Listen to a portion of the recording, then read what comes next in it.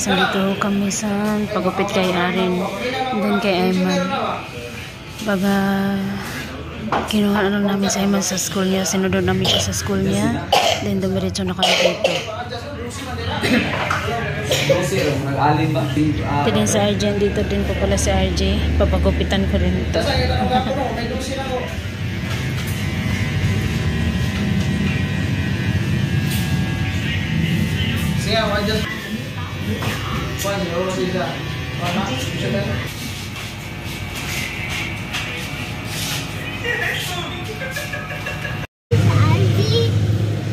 Monsa?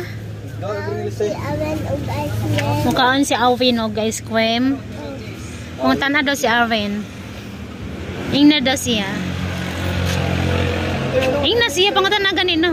Inamukhaan ka, Alvin. Di man good Alvin. Aren. Aren.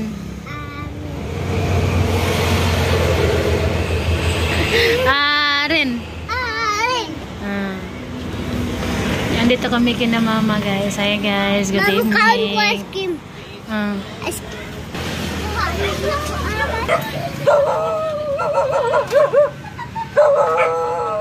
Dito ako kina mama guys kasi hatid ko yung sauce ng siomai. Ayan o.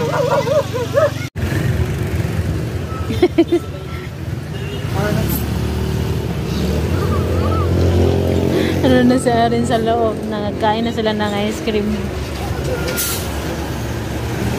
Dito kami sa tindahan ni mama guys. Nagatid lang ako ng sauce ng siomai. Ayan. Ayan, ayan.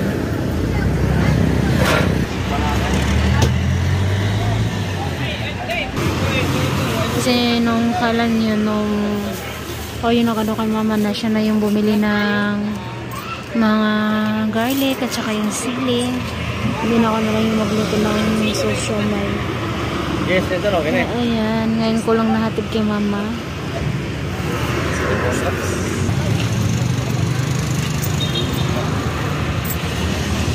Hi guys, welcome back to my channel. Shoutout po everyone, kamusta po kayo? Good evening, good evening. Good evening Philippines. And good evening po ngayon dito sa atin. Kaka ano lang din ng ulan. Ulan ho dito sa amin guys, straight na ulan. So yun. Yun guys, shoutout po pala sa ceiling fan ko na maingay, no? Maingay po talaga yan siya guys. Ganyan talaga yung tunog niya. Kaya pasensya nyo na kanong naririnig nyo yun na maingay. So, yung mga bata wala ho dito. Nandun sa kapatid ko, nanonood sila ng TV doon. Tapos naman na kami kumain. Maghugas na lamang ako ng plato. So, before ako maghugas ng plato is mag-video muna ho tayo guys. So, shoutout po sa inyong lahat. So, kumusta po kayong lahat? Kaya na-busy lang po talaga ako. Pasensya na po kayo. At saka nung isang araw guys, tawag dito, naglagnat ako. Sumakit na naman yung ulo ko. Yung ulo ko at saka yung batok ko sumakit.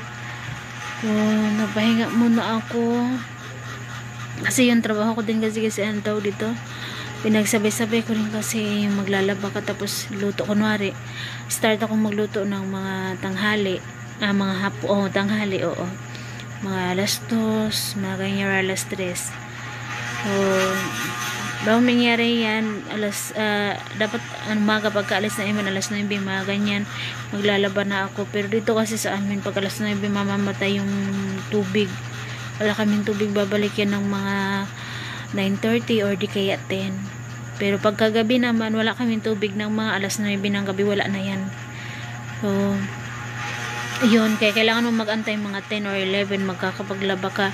So, susunduin naman natin si Ayman. Kanina maaga silang umuwi, 10 ng morning nakauwi na si Ayman dito. So, yun, nandun kami kina mama, nag-stay kanina. Nag-stay kami doon saglit. Nag-chika-chika ni mama, tinulungan ko si mamang mag-ano ng mga nag-repack ng mga paninda niya, yung mga sili or garlic, ganun ba, para pang display niya. Tsaka chika-chika din kami ni mama. So, yun. Pagka alas 12, mga alas 12 ata yun, umuwi kami dito kasi may pasok si Aren. Nakalimutan ko may pasok si Aren, buti na nakahabol pa si Aren. So, ayun. Kada ano nga po pala guys, pag ito yung papasok ko si Arin ng school, si Ayman na ho yung nagbabantay. Naasahan ko na po talaga si Ayman. Although may ano naman ako, kasi dito lang naman banda yung eskwelahan ni Arin, hindi na kailangan tumawid ng kalsada. Dito lang, dadaan ka sa kalsada, pero mabilis lang, tapi lang na, sa ano lang naman yun sa gilid lang naman yun, kaya mabilis lang nilang marating yung school. Tsaka doon naman sa school nila, wala rin namang kalsada. Papasok din kasi talaga yun. Although may umaano din naman ng motor, tricycle, pero hindi yung kagaya nung sa kalsadang, yung kalsada talaga na maraming dumadaan, yung mga ganun. Kaya si Arin na lang, si Ayman yung inaasahan ko na siya yung magbabantay doon. Naintindihan naman ako ni Ayman, kaya sabi ko sa kanya na ikaw lang magbantay muna kay Arin ha, dahil ako ay magluluto ako, maghahanda ako ng ating lulutuin mamaya. May ano naman ako, may isa naman akong auntie. Minsan yung sister-in-law ko pumupunta doon. Kung hindi makapunta yung sister-in-law ko, yung anak yung panganay ay magbabantay doon. Kaya hindi lang naman nag-iisa si Ayman doon. May dalawa akong auntie doon. Kaya minsan yung kapatid ko, mahabol lang siya doon. Maliligo muna siya, saka lang siya pupunta doon. So, yun.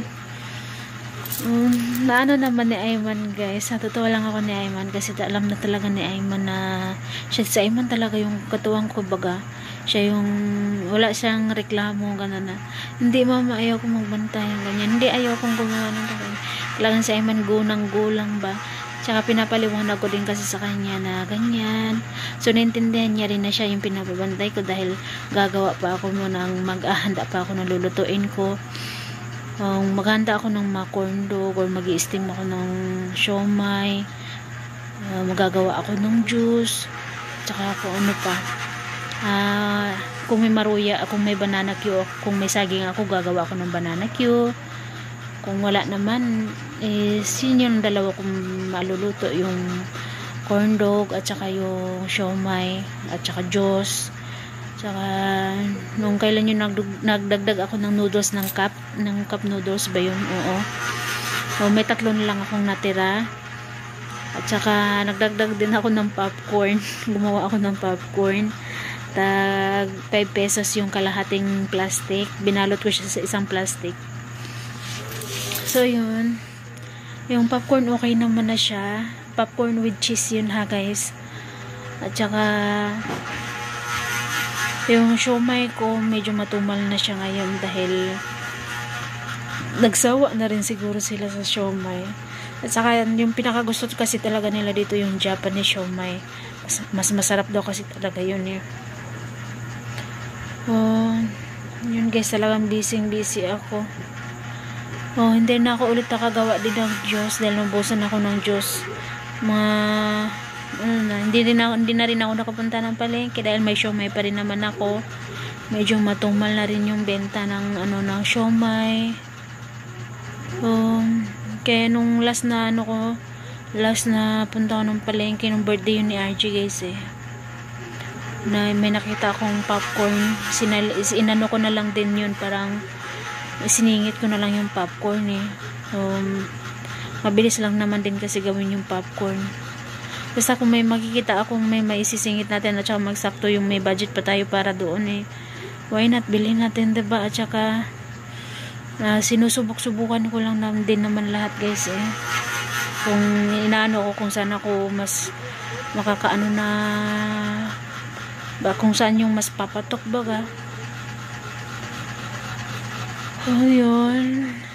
Kung dito lang sa amin kung hindi lang talaga yung minto yung nagtatapon ng saging maano talaga yun, parang maswerte ka na doon kasi hindi mo na kailangan bumili ng saging.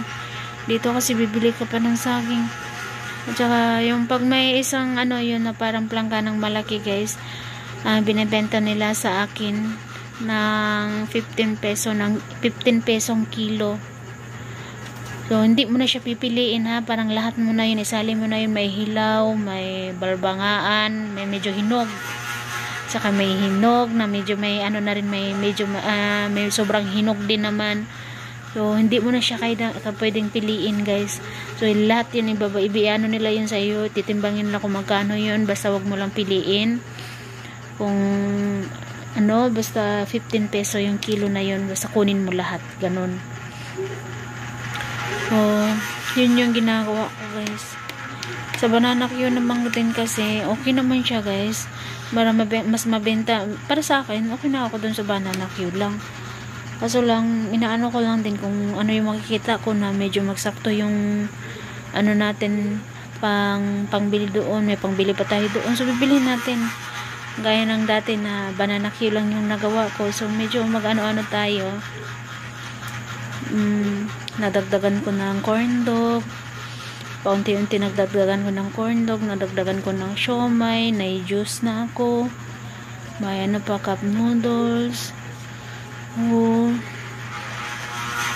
Yun.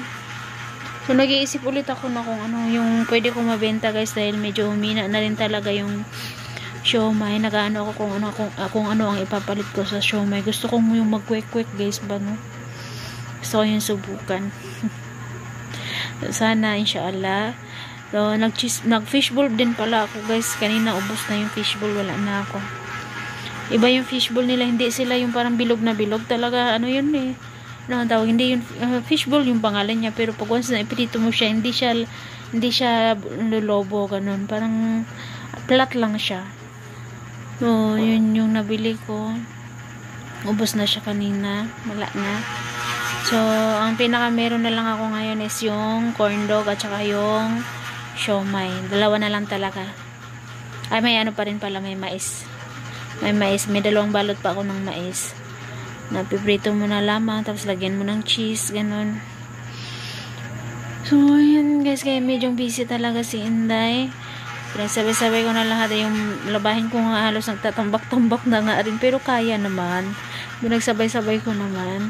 Kaya ko, ano ko pa si Arin. Buti na lang talaga hindi sila magkasabay na si Arin at si Ayman. Buti na lang si Arin pang hapon, si Ayman pang umaga. Kasi kung sila yung dalawa na pang umaga, ako, si Arin kailangan ko talaga siyang samahan dahil magbantay. Oh, yun, tutuwa naman ako dahil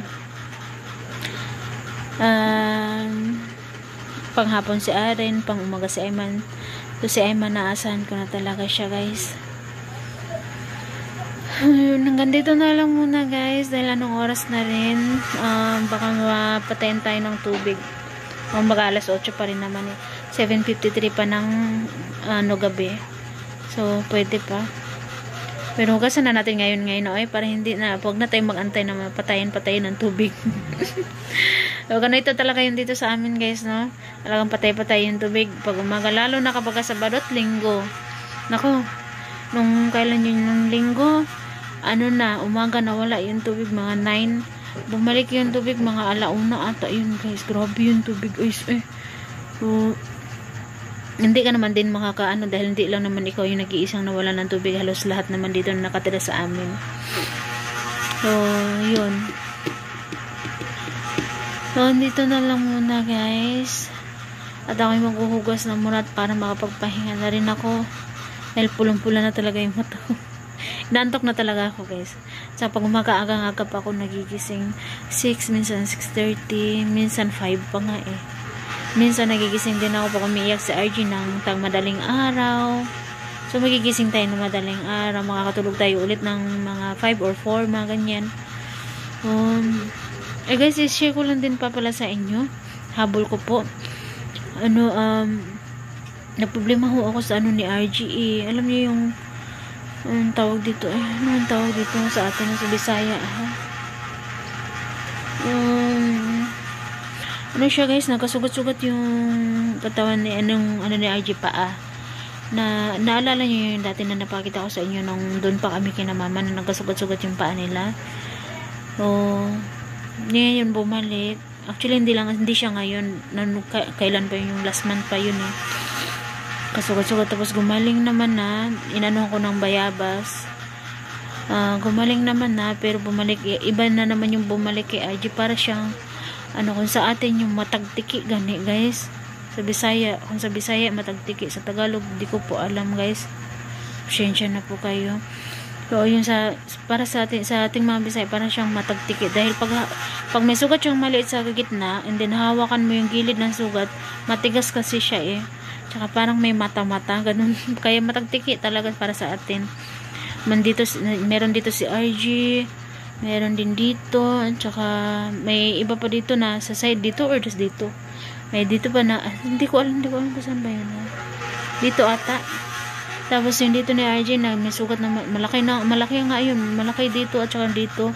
And then may anak-anak na rin siya ng konti, ng ano ba, mga 3 or 4 mga ganyan dito. May maliliit pa. Tapos dito rin sa batok meron, maliit. Tapos sa hita niya meron. Yun, ewan ko pa to sa batang to. Sabi naman nila dito isang ngipin daw, din nagingipin daw si RJ. Sabi ko naman kako hindi naman ganyan si RJ pag nagingipin, hindi naman siya nagkasugat-sugat dahil yun nga dito doon sa amin sa Nepal dati, hindi naman nagkasugat-sugat si RJ nagingipin. Nakaano lang siya, naglalagnat, tsaka nagtatae, ganun, excuse me po sa mga kumakain, ganun lang yun si RJ doon. Pero yung sugat-sugat sa paa, wala yun. Inanuhan ko din naman sila ng dahon ng bayabas, pero hindi talaga siya gumaling guys. Gagaling lang yan, tapos may lalabas na ba na bago, ganun ba. Si RJ yung kay Arin, buti na lang hindi tumuloy-tuloy. Okay na yung kay Arin, pero yung kay RJ talaga, grabe sa RJ. Nagano talaga, halos puno na yung ano niya, yung paa niya. Puno na yun ng mga peklat ba. Although pagkagabi inanuhan ko naman sila ng pajama guys, pero wala. Inanuhan ko nga sila ng pajama pagkagabi dahil iniusin ko makagatan sila ng lamok ba. Wala talaga. Hindi talaga maiwasan ni RJ, lalo na yung basta batang to inanuhan ko na ng mga hugas-hugas ng paa niya. Hinugasan ko na ng safeguard or di kaya ano yun, Bioderm ba yun? Oo, basta sinabunan bago hugasan ng bago ibabad sa dahon ng bayabas. Pero wala hindi pa rin okay.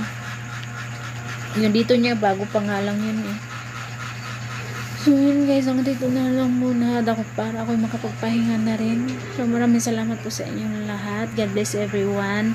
Thank you so much po. Good night po everyone. Bye bye.